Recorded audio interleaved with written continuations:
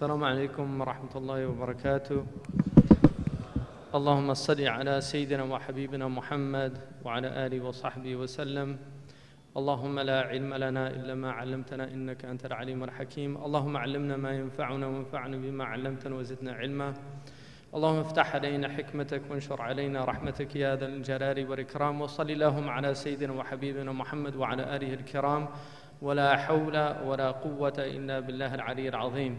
Alhamdulillah, it's very difficult to follow up a talk about the Prophet ﷺ because just making mention of him should move the heart. And Imam Malik radiallahu anhu, it was said that whenever the Prophet ﷺ was mentioned, just his name, that his actual face, the color of his face would change. And he never recited hadith standing up or walking or anything like that. I mean, obviously if somebody's giving a khutbah or a lecture, but he wouldn't. Somebody asked him once about a hadith, he was walking, and he said, I used to have a high estimation of you as a student, but I never thought you would ask for a hadith while we were walking. So he was very, very strict about that. It's very nice to see some people here, Imam Shibli, dear brother, and also some of the people here. I haven't been to ICNA for some time, and it has never had anything to do with anything other than just scheduling. They've invited me many times. It's an honor to be invited by the organization, and I have nothing but goodwill towards the organization. The July 4th conference, there's a conference on the West Coast at that July 4th weekend, and a very close friend of mine, he's actually my cardiologist, so you don't want to get your cardiologist upset with you. So he always asked me to come to their July 4th weekend, and I don't want him to put my heart in some kind of ventricular fibrillation or something like that. He wouldn't do that, but he might tell me you're too sick to travel or something like that. So, but I was looking at infiltration, and they actually had a quote from my last ICNA speech in there. So I'm going to try to be good tonight. First of all, why Islam is a good question. Why not Islam is also a good question. Try Islam is a good question. But I think it's very important for us to realize that we're in a very precarious situation. Our community is under siege, and if you don't think there's a siege going on right now, you're simply out of touch with reality. After 9/11, oddly enough, the polls indicated that most Americans actually separated the event from Islam. And one of the good things about the administration initially was to do that. I mean, لا تبخسوا الناس أشياءهم. They really did try to distance and separate Islam from the act, visiting a masjid, all those things. Those were important things to calm people down and try to place the community in the context of the fabric of American society. Unfortunately, since then, things have changed drastically. Books like this have become an industry. There's now an industry of writing books against Islam. I don't really want to encourage this by even putting the idea out, but one of the quickest ways to become a best-selling author is just to apostate from Islam and write a horrible book about Muslims or Islam, and suddenly you're on all these talk shows and you become an expert on Islam. I mean, there's people now that are experts on Islam because they wrote a book and they know nothing about Islam. They've never studied, they don't have any background, but this is the condition we're in. And taking people who have apostated from Islam, who've left Islam, and putting them forward as people to attack Islam is a very clever strategy. because you can just let them do the dirty work. It's like having, you know, the Conservative Party loves nothing better than African-American conservatives, right? Because traditionally, the African-American was a completely Democratic caucus. Now, you're getting African-American conservatives, and the Democratic Party really likes to put them forward. So, and that's because, well, you see, I mean, the party, we're inclusive. We're a party of the people, etc., etc. So it's very good to use people that create this pattern disruption. Oh, well, if these Muslims don't even like their religion, that must be a bad religion. You see, and that's what they do. So the most recent one is this poor Syrian lady who's come out and attacked Islam. Now, one of the results of that is in a recent Gallup poll, over 50% of Americans polled, when asked, what do you like about Islam? Or what do you admire about Islam? Over 50%, in fact, the majority, almost 40%, said nothing. And the others said, I don't know. That's over 50% of people in this country. Now, about 35% said, I like their devotion to their religion, which is good. I mean, that's a good, but that's a small number of people. If you have over 50% of people that have nothing to admire about Islam, that is because these people have been effective in delivering their message, and we have been completely ineffective in delivering our message. One of the major problems with the Muslim community today is that we're constantly defining ourselves by what we are not. We don't tell people who we are, we tell them who we're not. And Islam, in many ways, becomes a player in identity politics. There are Muslims that define themselves vis-a-vis the kafir. I'm not a kafir. Even though they're not practicing Islam in any serious way, just the mere fact that they're not a kafir puts them in this special category, the chosen people category. You see, so that's a problem. But then we're not constantly telling people we're not terrorists, we're not this, we're not that. Well, when you're under siege, defense is a natural response. So we have a very serious problem in this country, and believe it or not, the problem is worse in Western Europe. So if you think it's bad here, it's worse in Western Europe. It's in France, in Belgium. They're now having tests in Germany where the homophobic tests for Muslims, if you don't pass them, they're not going to give you residency, to see how whether or not how you feel about homosexuality, how you feel about this, that, or the other. I mean, these are realities. So we're moving into this inquisitorial period where people, their basic patriotism is challenged, you see, and there's a big difference between patriotism and nationalism. Patriotism is love of your country for its good, and recognizing also that you have an obligation to change the things that are wrong about your country. Nationalism is just a blind belief in your country, where you're not looking at with any balance. That's not patriotism, which is why patriotism is the last refuge of a scoundrel.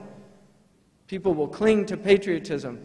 One of the things in this country, our community has failed, and I include myself in this, and I'm sure Imam Siraj and others, I don't want to speak for them, but I think I know them well enough to say this, that in previous periods, when I first started speaking in the early 90s, and that our discourse was not balanced. There's people that say, oh, well, you've changed. But if you see a tree when it's young, when it's just sprouting out, and then you come back years later and the tree is full grown, or it looks different. It's not the same. You could say it changed, but that's a natural evolution of a tree. If you're staying the same, something's wrong. You're not alive. You're dead. You shouldn't be staying the same. You should be growing. But the point is that our discourse was not balanced. We were focusing so often on what was negative about this country that our discourse was not balanced, and we ended up alienating some people. People would come to talks and they would hear something and they would be alienated by that talk. And that's why it's not a spin when you change that discourse. It's not for spin. It should be based on principle. Because Muslims are principled people. And the Prophet ﷺ, for instance, I have in the early period, I've said things about other religions that I regret now. Not because of spin, but because I don't believe that they were Islamically sanctioned statements. I don't believe that. I really, truly do not believe that. I think they were incorrect. And I can't stand on that. You have to recognize what's true and what's not true in your discourse. And if we don't do that, one, we're denigrating our own religion because we're not being true representatives of our religion. It's absolutely important to do that. On the other hand, again, we are under siege as a community. And so we have to respond to the circumstances that we find ourselves in this country. We now must educate people in this country. We have to. We have to tell them who we are. We have to tell them who we are, not just for our sake, but for their sake. One of the things about these books, I was with a friend of mine, Dr. Hatem Bazayan, and we were with a man named Chris Hedges. I don't know if people know him, but Chris Hedges wrote War is a Force That Gives Us Meaning, and he wrote Losing Moses on the Freeway, the 10 Commandments in America. He's somebody who studied theology at Harvard University, and he became a war correspondent for the New York Times. He worked 20 years corresponding in combat conditions, writing newspaper articles for the New York Times. During that time, he was in 15 wars. 15 wars. He's seen wars all over. He was in 7 years in the Arab world. He knows Palestine very inside out. And he studied Arabic. He's a very interesting man. But he was there with us, and I told Hatem Bazayan, I said, congratulations. He said, about what? I said, I was reading the book, The 100 Most Dangerous Professors in America, and I saw you got you were in there. I think he's number 65 or something. So I was telling him, congratulations. And when I said that, I was being a little facetious, but when I said that, Chris Hedges said, those books are very dangerous. And he was actually really upset about it. These books like these, you can laugh them off, but they're very dangerous because these books are on the front in Barnes & Noble, in Borders. People come and they buy that. They trust the information. They think they're getting sound information. And these people are liars. They're fabricators of truth. They distort reality. And this is wrong to do that, because what Chris Hedges said is that in every single war he covered, he said there was always a discourse of hatred that began before the war, that set the stage for that war. And he said the same thing is happening in this country. The same thing is happening in this country. And his book now is on the religious right of this country, because he's deeply concerned about where this country is headed. And we have to take these things very serious because, and I've said this before, and Dr. Almar has really reinforced this concept, we are a historical community. We are part of a historical process. We are here for a purpose. We are in the United States of America in large numbers, and we should be utilizing that fact. We have a job to do, and that job is about reconciling, because we don't want a planet that disintegrates into more war, into more hatred, into more violence, into more conflict, into more human suffering. We don't want that. I don't want that for my children. I have 5 boys. I don't want that for my children. I don't want them to ever have to witness carpet bombing. I don't ever want them to be at the end of some type of weapon of mass destruction, or see children blown up. I don't want them to see that. And anybody that wants war is a warmonger. And our Prophet ﷺ was a prophet of peace. He came to bring peace. He did not come, he came in the midst of immense cycles of violence in the Arabian Peninsula, and he ended those cycles of violence. He ended those cycles of violence. He did not generate them. He ended them. And that was part of his historical role, sallallahu alaihi wasallam. He was a prophet of peace as much as Jesus was a prophet of peace. As much as any prophet that's coming, because they call to peace. They call to salam. And that's what the prophet said after every prayer. Give me peace. Let me live in peace. Let me die in peace. O giver of peace. This is the prophet's prayer. The Quran says, كُلَّمَا أَوْقَدَ نَارًا لِلْحَرْبِ أَطْفَأَهَا اللَّهُ. Every time they attempted to flame, to inflame the war, put fire on the fuel of war, God put those flames out. Allah is muqfi al-harb. That is an attribute that Allah describes himself with in the Quran, that he puts out war. So we can imagine how much greater would be the human suffering if Allah didn't stop so much of this harm. So we as a community have a historical role. We don't want to see this country go to war with Iran. We don't want to see this country go to war in Pakistan or any of these places. It's not good for this country, and it's certainly not good for the people on the other end. And this country cannot win a war with Islam. I swear to God. This country cannot win a war against Islam. I swear to God. It cannot win a war with Islam. Many, many people have tried in the past. It cannot win a war with Islam. It's a madness that needs to be stopped. It needs to be stopped, and we're the people that need to explain this to the American people. Not only is Islam not a threat, but it has historically been able to live with many, many peoples. The first global community in human history is the Islamic civilization. The first globalized economy is the Islamic civilization. Muslims were trading with the Chinese. The Chinese were not Christians. They weren't even people of the book at that time. They were largely Buddhists and Taoists. And the Muslims were trading with them. They had good relations. The silk trade is one of the great achievements of human civilization. Allah subhanahu wa ta'ala says, let your trade, your commerce be of mutual agreement. Tijara an taradin minkum. Let this trade, la ta'kuru amwarakum bainakum bil batil. Don't eat your wealth, consume it out of vanity, unfair. Don't steal people's natural resources. Buy them from them, and buy them at a just price, and let them be pleased with the deal. That's what Allah says. And He says, let it be of mutual agreement, commerce. But if you go and you plunder people, I mean, there's a book here called Militant Islam Has Come to America. The only reason these militants have come to America is because militant America has gone to the Muslim world. If militant America didn't go to the Muslim world, you would not get militant Islam coming to America. And we don't want militant Islam. I don't want to see militant Islam.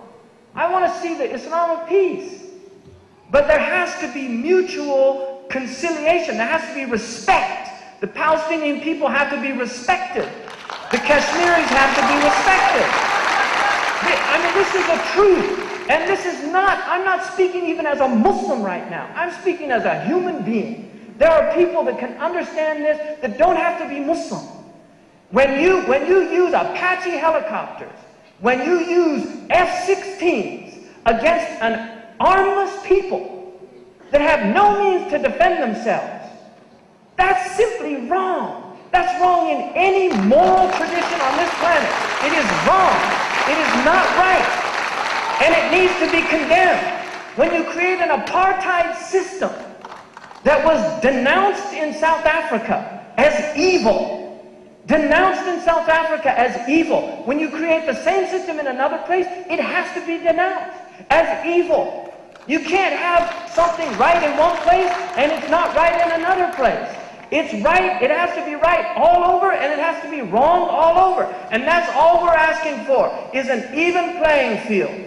That's all we're asking for. That's what we want. That's what we want in America, and that's what we want in other places in the world. We want fairness. We want justice. There's people asking why the Muslims are angry. If you're not angry about the current social conditions, you're not alive. You're not alive. You don't have a human heart.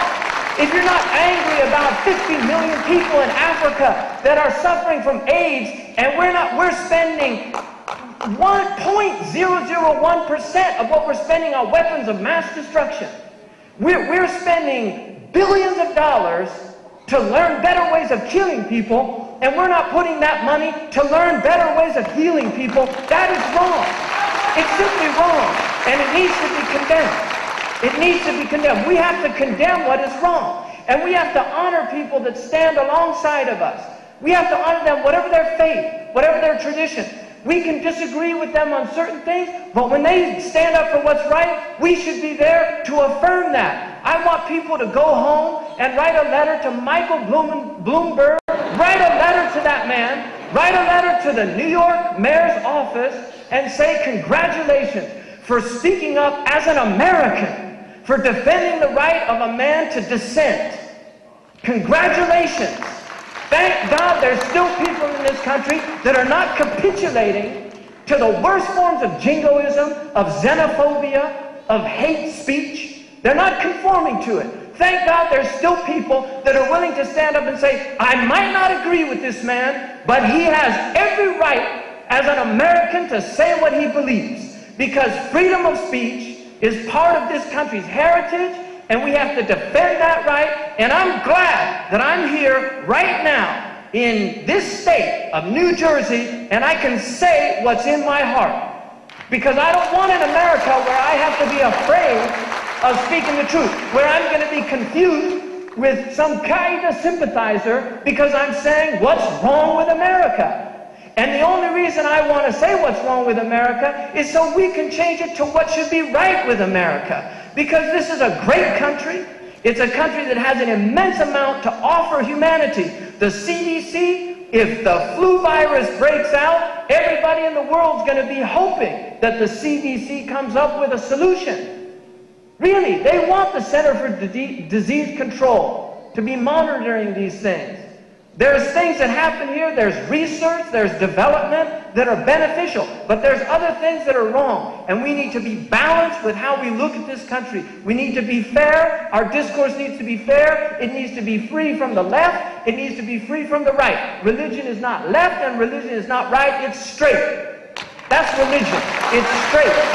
The Prophet ﷺ said to Sufyan bin Abdullah when he said to give him some advice that he couldn't ask anyone else. لا أسأله غيرك يا رسول الله. He said, قل آمنت بالله ثم استقم. Say I believe in God and then be straight. Be straight. That's the way Muslims should be. We have to be straight. Straight as arrows. If you look at what happened in Denmark, my question to the Muslims is, did we contribute in the drawing of those pictures?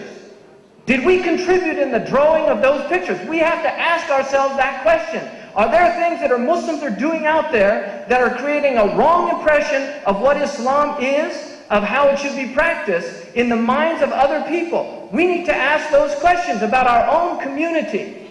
Because I don't want to contribute to that picture. That is a distorted picture of my Prophet ﷺ. But if I'm not living up to his teaching, I'm distorting his teaching. If I'm not living up to his teaching, and you cannot defend the honor of the Prophet by dishonoring his teaching. It's just not possible. You cannot defend his honor by dishonoring his teaching. Every single Muslim is an ambassador of La ilaha illallah Muhammad Rasulullah. And an ambassador is very careful in his speech and his actions, because it's all interpreted.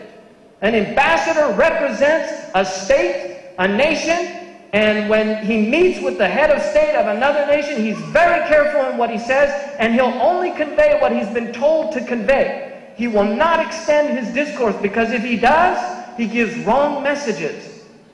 Like April Glaspie, when she met with Saddam Hussein, she gave him a wrong message. You see, she gave him a green light. She said, we're not involved in any inter-Arab disputes. So he said, okay, and he invaded Kuwait. And boy, did he learn his lesson, you see. So ambassadors can really be dangerous, right? And they need help. You see, these people need help in understanding what Islam is.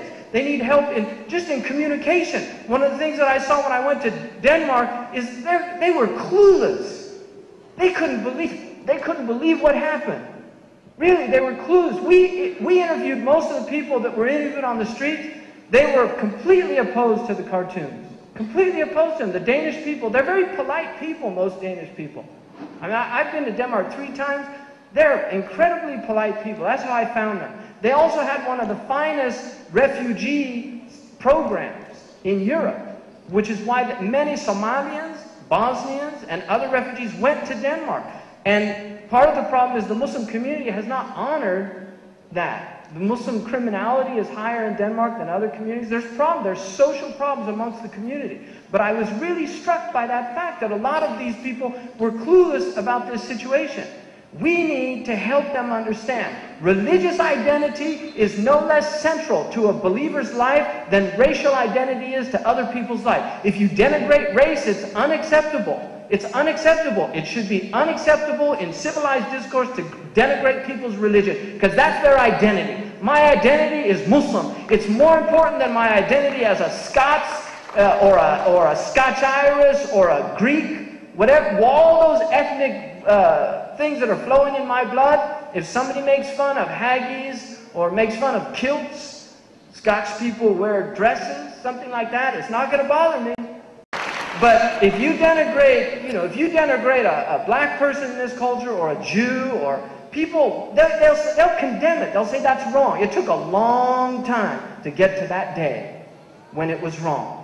But if you condemn a Muslim, if you make fun of a Muslim, if you poke fun of a Christian today on television or do a skit about Mary or Jesus, people don't seem to take a lot of offense unless it's their religion.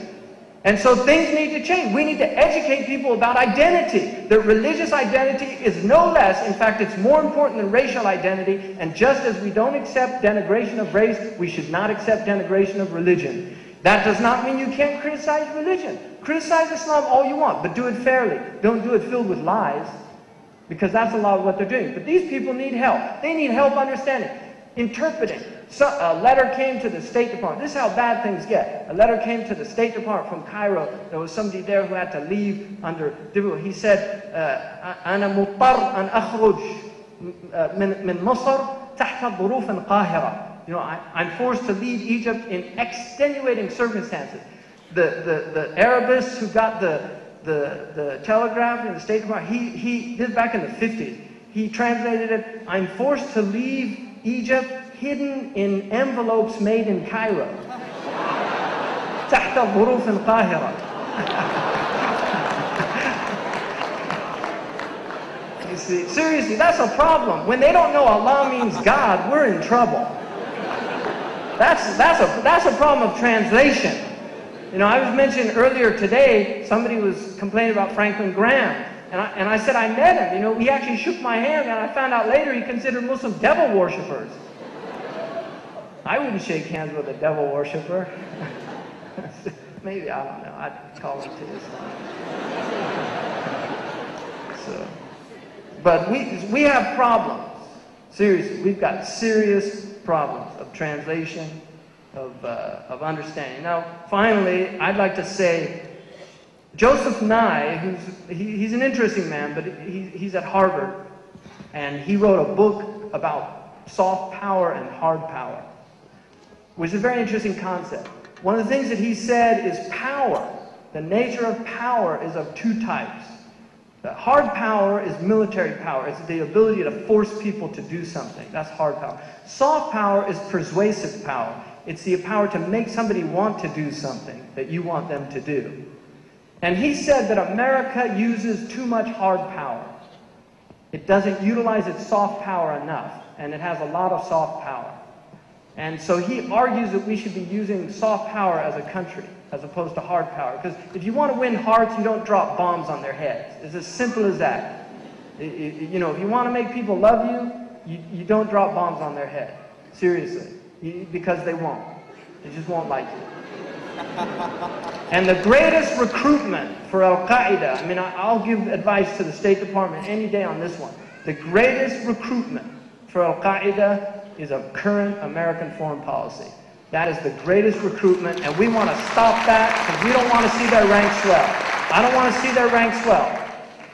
But Iraq, seriously, look what's been done. It's a tragedy. And now even the conservatives are backing out. Even Buckley's saying it's a mistake. They're all backing out now. They're washing their hands of it. Fukuyama, the whole lot of them. Seriously, they're washing their hands of it.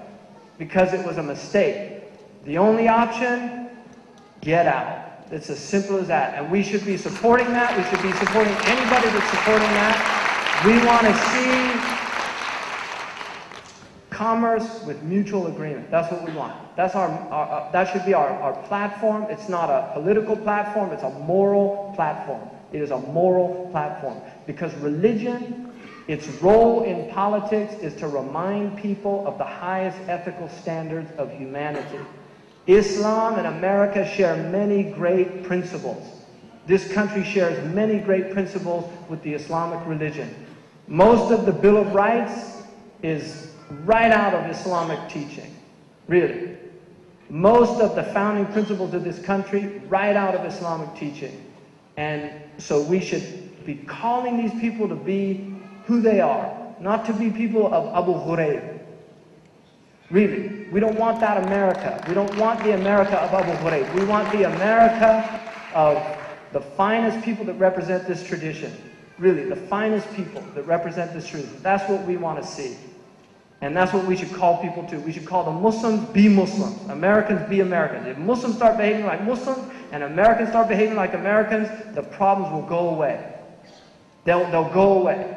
If they adhere to their first principles, we can avert all of these problems.